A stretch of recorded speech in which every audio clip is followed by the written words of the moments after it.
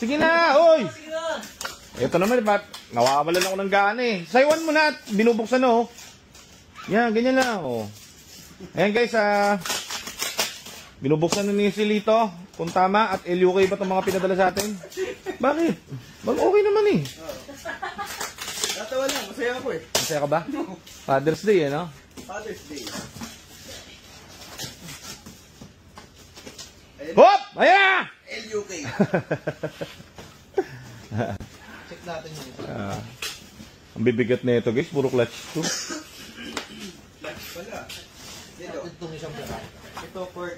Again, ulitin ko, kami ang nagpapadala ng sariling pyesa namin dahil ilang beses na kaming nag-source out dito. Ganyan ang box parehas. Pagkabit namin, hindi na umanda. Hayop yan. So, may nabibili kasi talaga guys. Ito yan, repack. Doon pa lang sa...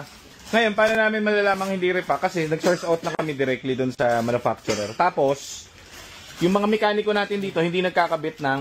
May totok yan. sa kapag hinipo nilang ganun yung bakal, alam na nila agad. So, so hindi kinakabit dito kapag kami japeki kasi sayang lang eh, di ba? May warranty tayo dyan eh. Pahirapan mo pa yung tao. Pahirapan mo kami isa-isa. Bili ka original para walang problema, no pare? Sampaguran lang pare. Para, 50 years. oh, gamitin mo na lang gamitin yan pare. Pag tinipid mo yung ano dyan, ako po, wala ka dyan. Oh, let's ka dyan pare. Tinipad mo pa yung nag-deliver, no, sir? Oo. Bakit? Kaso medyo nakatera. Yung nag-deliver nito, boss, nahiya ako. Oh. Bigyan ko ng 100 pesos. Oh. Nakatera. Ano naman, kahit nakatera ka, kung may 100 ako. Sino yung tatawa? Yung nanay. Bakit? Sandaan. Ano naman, malaki yung isandaan ha. Ako, binagbigay sa 50, kinuha ko eh. Oh. Oo, tayo, 50 yung boy. Di sa pangalian din yun, no? Hindi, pang yosi ko yun. Natin ka ha. Dalawang cobra yung buta. Kukuhanin ko yun, papatasin ko yun. May shipment pa nito na ano ha, naparating. Meron pa tayo. Ito yung mga Tsaka ABS pa rin. ship part, marami tayo. Pati yung sa kabila, marami pa. Okay. Pero alam ko may kasabay na rin. Oh, tapos mag-iingat kayo. Vlog mo yung ano, oh. Langis, daming peke niya, nag-ibibilis. Sa Lazada guys, saka sa Shopee, okay, may mga reviews doon, okay yung langis, di ba?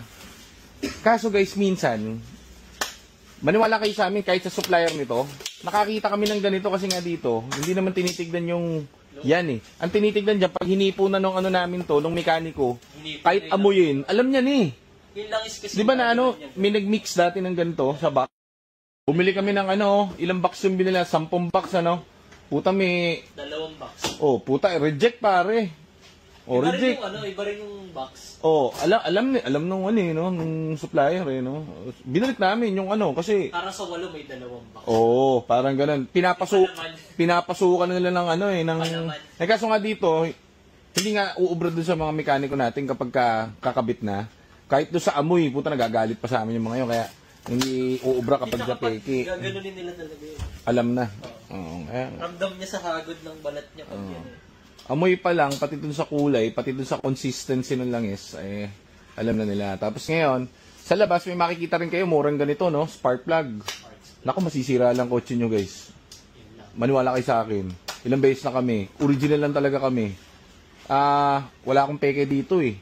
Pero iba yung sticker ng peke. May mga mura doon na, magkano yung mura na ganito, isang set, 1.5. Pare, doon pa lang sa price nun, hindi na worth it. So, bilhin nyo lagi original kasi, ang mangyari doon, gagana sa yes. Pero tinignan ko yun doon sa tester natin ganon, iba yung sunog eh. Iba nga. Iba yung peke eh. So, hindi rin tatagal eh. Oh, ang problema doon, pag kinabit mo na, di working ano. Ang problema doon, after 3 months, magkakaproblema yung kotse mo. Ngayon, hindi mo na ngayon alam kung ano yung sira ng kotse mo kasi alam mo, okay yung spark plug, pero hindi mo alam, faulty na yung spark plug mo. Pinaka-basic, pero hindi mo pagdududakin. Oo, kaya kailangan dyan, ewan ko sa amin kasi, nasanay na lang kami. Nagagalit yung mga mekaniko rito kapag ka ano. Pag-cover. Pati pagka peke, yung substandard ba? Oh, di ba? O, pati, wala nang siya, ano? Wala nang EcoSport? ubos na naman yung ano, hindi kahapon pinagpakabit yung ano kay Manong. 10 yan eh. Parang ano, Parang last week lang yun, parang pinitik lang yung radiator ah.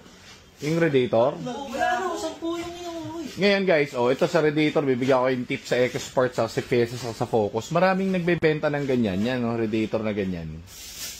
Sa market, mas mura, no? Mas mura. Pare, one-liner, pare. One-liner. Oh, yung kailan lang boss, yung nagpakabit sa labas ng radiator. Bago yung radiator. Sikat na shop yun eh, yung pinagkabitan nun eh. Sira na agad, di ba? Manipis. Ang nipis, tapos yung, mas mahal pa yung presyo ng manipis kesa doon sa presyo natin ng double liner. Bili niya, 13.8. Oh, magkano sa 8.5. Yung double liner. Oh. Huwag kayong bibili no. Hindi naman sa huwag kayong bibili. O kung yun naman yung available sa inyo, sa malayo ka, one liner, pwede naman. Pero mas maganda, yung double liner. Kasi lahat ng pinalitan namin nun, wala na nagka-issue. Oh. Diba? O tapos, anong sinervice sa mukha hapon? Shoutout kay Sir ano? Sir, naan mo to. Monitor pala natin. Bukas ata, nadaan ako bukas yan. Sabi ni ano? Yung tinawagan ni tatay. Yamat eh. Daan naman na lang bukas eh. Sakto boss. Dumating na yung ano natin. Ay, buksan mo nga. Yan na ba yung mga bago? Paubos na kasi yung ano natin guys, yung clutch natin, shape part, yung mga kinakabit natin dun sa mga, alam mo na, sa mga unit natin ditong binibili. Bilis na maubos eh. Ano kasi to, kaya matagal yung package sa amin, sea freight, pagka air freight, lugi. Mahal. Meron pa akong isang good news. Ano? Yung kay Sir Eman, yung tinamaan ng bato sa ilalim, yung nabasa. Ayun, tinest-drive na ni Paring Adjon. Ano? Okay naman. Anong okay may naman? Okay, mag-isa. Bago bigla puta. Ano nga? May inam, okay. Para robot. Ganda manakbo robot. Meron sa amin bumili ng Fiesta. Si Sir Eman. 6 months ago, no? Dinala niya na saan? Sa Leyte, Samar. Kaso, parang 4x4 daw yung sasakyan eh. Kasama sa ano pa yun, sinabi niya rin nung nakaraan, di ba last Sunday? Nag-vlog ka? Tapos sabi niya, kinaya daw yung front roads. Kaso may tinamaan siya eh. Yung kotse kasi guys, 6 months later na, no? Ang problema, ayaw na umusad. May natanggal doon sa ilalim. Natanggal, first time namin makakita natanggal na ng axle. Sa Fiesta, So, upon checking, nilift namin yung kotse. Bakli-bakli yung mga bakal doon sa ilalim. Puro tama ng ng malalaking bato, no, pare? Malalaking tama eh. Hindi mo kasi matatanggal guys yung axle nun ng ganun lang. Para mabungkal mo yun, mahirap yun. So, anyhow, yung support natin doon solid naman. So, wala, tapos na agad. Wala kami ginalaw doon. Ang tibay ng tranny noon kasi puro bago yung nakakabit doon. So, walang tinamaan na any kind of stuff doon. Axle lang talaga natanggal. So, para safe, pwede naman ibalik yung dating axle kaso may onting baliko. Biro yung tigas doon, parang mababaliko yun, Ang ginawa namin, nag-source out kami ng axle natin. So, mabibili niya yung axle sa labas, mahal.